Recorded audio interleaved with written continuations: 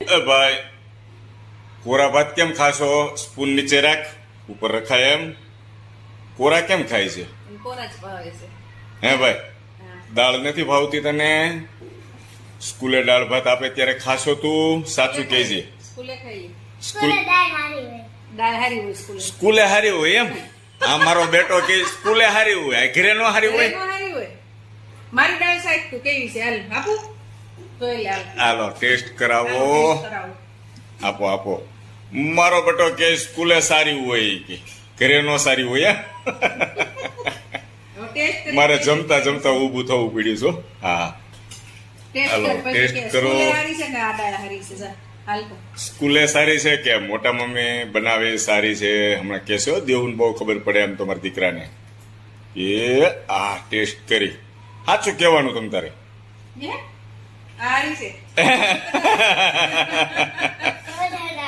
વધારે આપો જો. વધારે આપો જો, મારો દીકરો ખાય છે દાળ.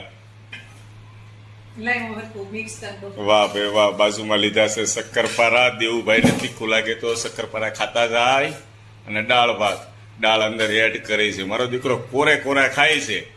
દાળ મિક્સ કરીને ખાત અને કેવી મજા આવે છે જો બેટા. બરાબર ને? લઈ હું ખવડાવું? નહીં, હાથે જમશે, હાથે જમશે. જમવા મળો. ચાલો બરાબર. પરાઠી વાળો પેલા, પરાઠી વાળો બેટા. બરાબર, વેરી ગુડ, શાબાશ. ડાયો દીકરો છે કે એ તેમ કરે છે.